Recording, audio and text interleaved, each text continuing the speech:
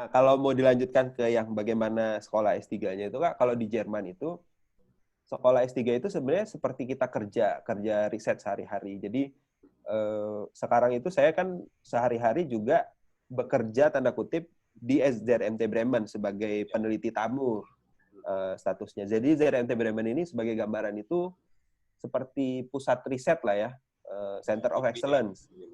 Kayak LIPI, Center of Excellence. Jadi, secara struktur ada topik-topik riset, ada peneliti-peneliti di situ. Ya responsibel ke mana? Ke Menteri Teknologi, Ristek, atau ke Presiden, ke mana tuh kalau? Mereka bertanggung jawabnya kalau di kita hierarkinya tuh mungkin ke Dikti lah ya, ke riset perguruan tinggi. Jadi mereka dapat alokasi dana dari negara juga gitu. Jadi punya negara sebenarnya gitu. Nah, dalam keseharian saya itu dapat space, dapat PC, dapat meja kerja dan lain-lain lah di ZMT Bremen ini. Karena profesor saya juga bekerja di ZMT Bremen.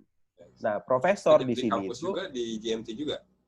Nah, profesor di sini itu Kak, dia selain bekerja di lembaga riset, dia juga mengajar.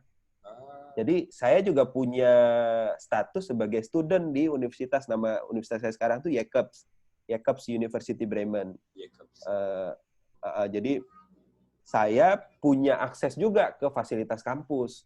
Jadi library-nya, akun hybrid. Jadi sebenarnya saya dapat pengalaman suasana kerja riset di Jerman itu seperti apa, tapi juga bisa menjadi student. Jadi di semester kemarin waktu belum online gini, saya juga ada sit-in, duduk di kelas, di beberapa kelas di kampus gitu. Ngambil berapa semester, berapa SKS tuh kalau PhD itu?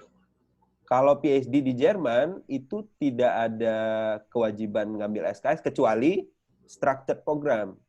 Jadi kalau memang di awal memang sudah mau ngambil program PhD yang structured, atau yang memang ada kuliahnya, itu ada kredit tertentu.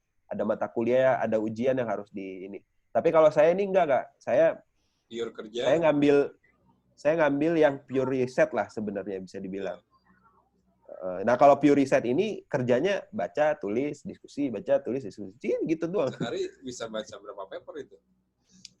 Kalau lagi bener, lagi fokus, ya 2, 3 gitu ya.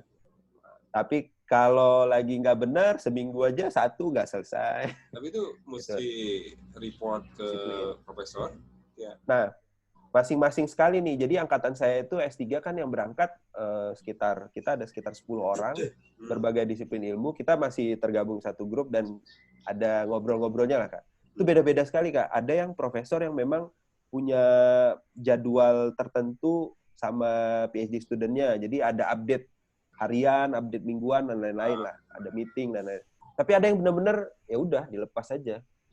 Dilepas aja, benar-benar dilepas. Kalau kita nggak nanya, kalau kita nggak ngajuin kita mau ngerjain apa, dia nggak peduli. Itu ada juga gitu. Nah, kalau yang profesor saya ini, beliau itu karena sibuk sih sebenarnya. Beliau ini sibuk sekali karena posisi di ZMT juga kepala departemen gitu ya. Jadi ada jabatan lain selain dia sebagai akademisi atau sebagai periset. Tapi saya alhamdulillahnya paling tidak 2 minggu atau 3 minggu sekali itu punya waktu 1 jam atau 2 jam untuk update, untuk diskusi lah sama dia. Meeting. Di luar itu kita komunikasi via email, via WhatsApp sih terbuka. Jadi kalau saya ada pertanyaan, ada rencana atau apa, itu masih terasa bisa untuk berkonsultasi gitu. Tapi lebihnya sih harus disiplin sama diri sendiri. Agak beda mungkin dengan PhD di Belanda, di Australia, di Amerika terutama, itu agak beda sih. Di Jerman ini nama bahasa Jermannya itu Kak, Wissenschaftlicher Mitarbeiter. Kalau diterjemahin dalam bahasa Inggris itu research worker atau pekerja riset. Jadi kamu bekerja untuk riset proposal kamu sendiri gitu. Apakah kamu misalnya dalam mengerjain riset ini, apakah kamu harus ngambil mata kuliah? Ya silahkan ambil. Apakah kamu harus ikut summer school? Silahkan kamu apply, kamu daftar. Apakah kamu harus beli buku? Buku apa? ya udah pikirin aja sendiri gitu. Beli sendiri gitu segala macam. Iya, gitu. Atau ke perpustakaan sendiri. Tapi kebanyakan kan kalau akses literatur itu di sini kita dari ZMT ada aksesnya sih. Iya, iya. Itu tidak ada target kayak Oh, profesor harus berapa paper gitu di prodi. nah, jadi saya ngelihat nih kan kalau dari DAD ngasih 3 tahun nih Kak. Saya ini udah bulan ke-9 dan masih nyusun proposal ya, masih belum beres. Jadi tahun pertama itu memang habis untuk proposal lah, artinya tapi memang agak beda-beda sih. Saya karena karena risetnya tentang bidang sosial, literatur review dan riset desainnya harus kuat dulu sebelum turun ke lapangan. Jadi tahun pertama ini proposal, setengah tahun kedua itu ngambil data di lapangan. Nanti rencananya setelah itu 1 tahun lebihnya itu memang fokus ke nulis. Profesor saya bilang kamu 3 paper. 3 paper ini nanti di-collect jadi 1 disertasi gitu. 3 paper ini idealnya dia bilang udah publish, nggak hanya submit gitu. Jadi bentuk disertasinya per chapter gitu berarti ya? Per chapter, betul. Per chapter nanti satu chapter satu publikasi. Tapi dia juga memberikan opsi lain adalah bentuknya monograf. Monograf ini ya traditional dissertation di Jerman. Jadi monograf ini cerita, buku. Kita bikin buku. Terutama sosial itu kita bikin buku. Jadi tanpa perlu publikasi, ya kamu nulis aja buku. Nulisnya itu memang benar nulis perjalanan kamu S3. Jadi kamu nulis, kamu tuh dulu bagaimana ketika awal-awal di lapangan bagaimana. Iya, jadi memang kita nulis. Gitu ya? Betul, harus minimal 200 halaman. Gitu. Kalau publikasi kan bisa lebih singkat karena publikasinya aja kan pendek gitu. Jadi ada 2 tipe sih untuk lulus PhD di Jerman itu, apakah menulis. Cukup demokratis lah. Cukup demokratis. Jadi pilihan begitu. Betul. Saya rencananya nih mau nyoba publikasi dulu, tapi kalau nggak kuat nanti ya udah tahun terakhir mengarang indah aja. Ada syaratnya Q berapa gitu atau apa di? Punya standarnya lah. Tapi saya kurang paham ininya ya, terminologi atau ininya karena saya sebenarnya belum pernah punya publikasi nih Kak. Oh iya? Iya, jadi enggak. Jadi dan di pekerjaan kan memang tidak ada akademik. Tidak. Jadi ketika ditanya sama profesor tuh juga, kamu udah pernah publikasi belum? Kamu mau S3? Belum, Prof. Saya juga tidak melihat setelah S3 saya di akademisi, jadi saya tidak merasa diharuskan dalam pekerjaan untuk menulis. Tapi kalau saya nanti dapat ini dan saya diharuskan publikasi, itu kan beda lagi. Saya akan nulis gitu waktu itu. Tapi ini ya mudah-mudahan nggak. Ya, itu kan isinya opsional ya. Kalau opsional, kalaupun bisa nulis paper ya itu mungkin hal bagus. Saya memaksa diri untuk bisa publish ya publish ya karena memang pengen juga punya portofolio publikasi ilmiah, walaupun nanti ketika bekerja ya di profesional lagi misalnya.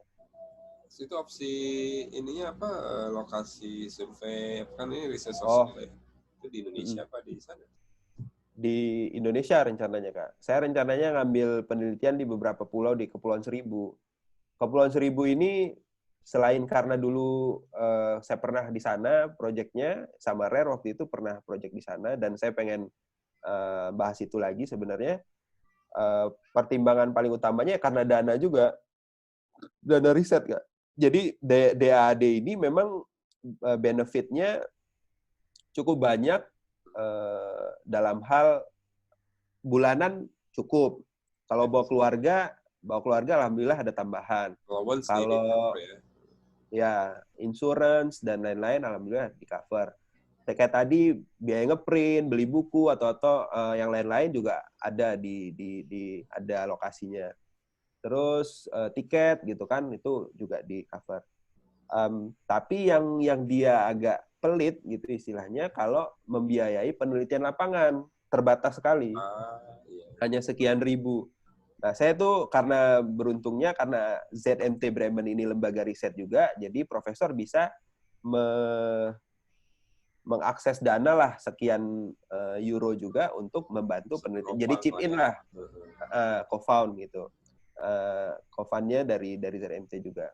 Tapi meskipun begitu tidak bisa, karena awalnya di proposal itu saya pengen riset di Papua gitu kan, pengen riset di Sulawesi, pengen lihat beberapa tempat di Indonesia. Tapi biaya bengkak ya?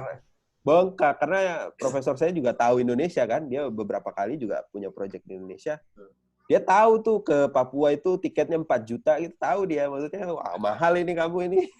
Ya udahlah, yang paling doable tuh di tapi memungkinkan ya itu double pound ada compound gitu, double scholarship istilahnya ya.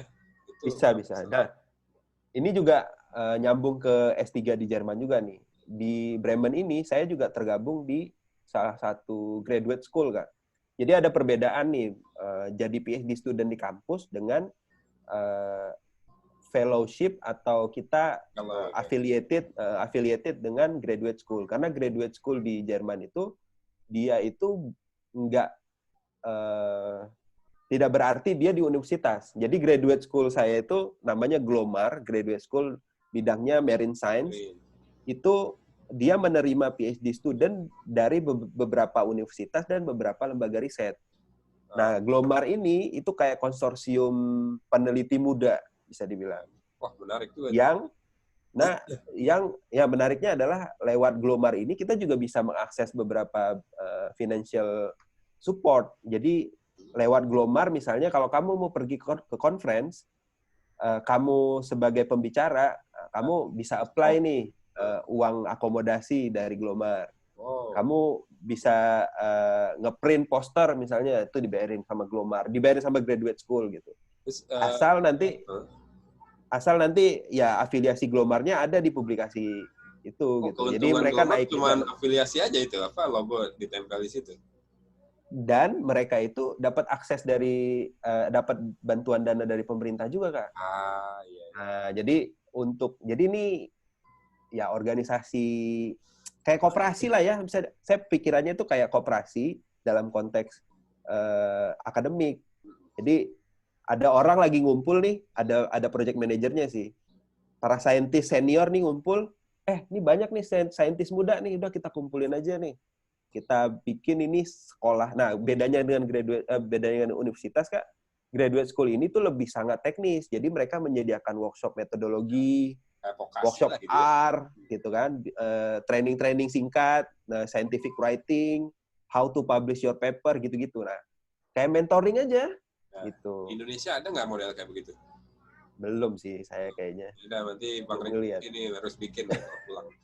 Waduh, mudah-mudahan. Tapi menarik loh. Tapi sekarang itu kalau di Indonesia itu kayak organik lah ya, nggak diorganisir secara struktur sih sebenarnya. Karena lebih banyak support system. Ormas apa istilahnya ini ya, community ya.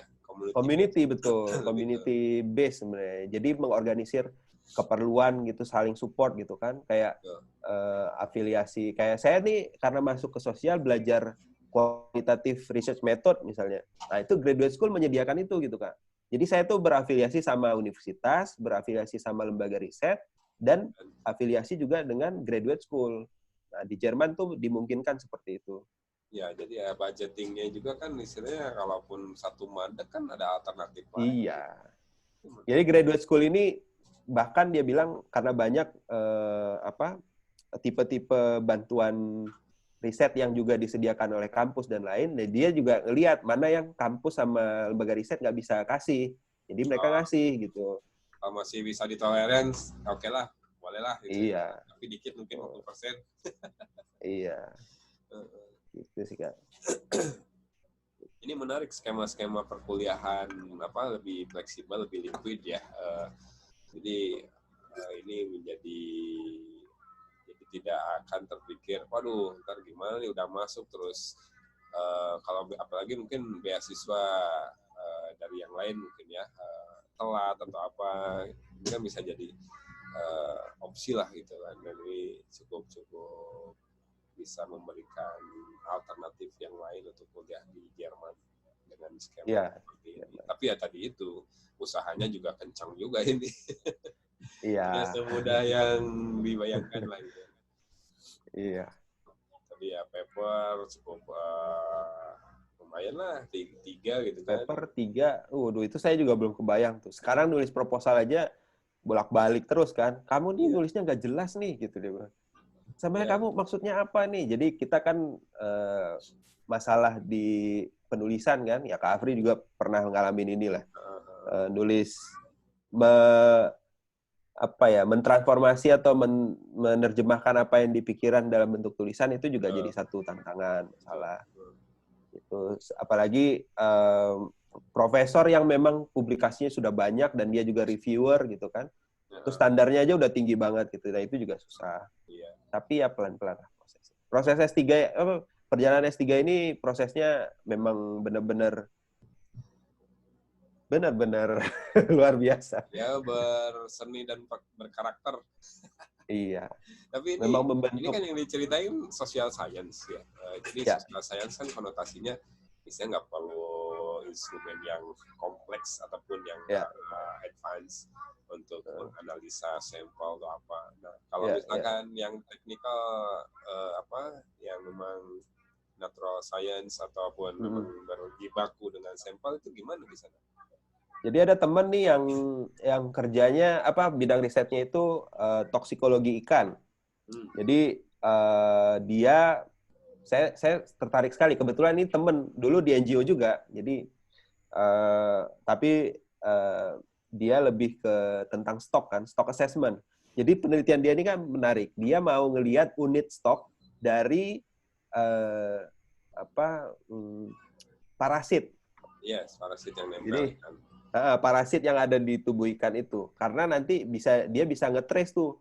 Jadi nge-trace unit stok itu kan bisa dari macam-macam indikatornya. Nah, dia pakai indikator parasit nih. Parasit, yes. Jadi yang dia lakukan bedanya tadi dia harus sudah punya kemampuan bekerja di lab lah ya. Yeah. Ekstraksi parasit, terus ngebedah ikan dan lain-lain gitu. Ya, jadi kalau di lab kan kayak working hour lah.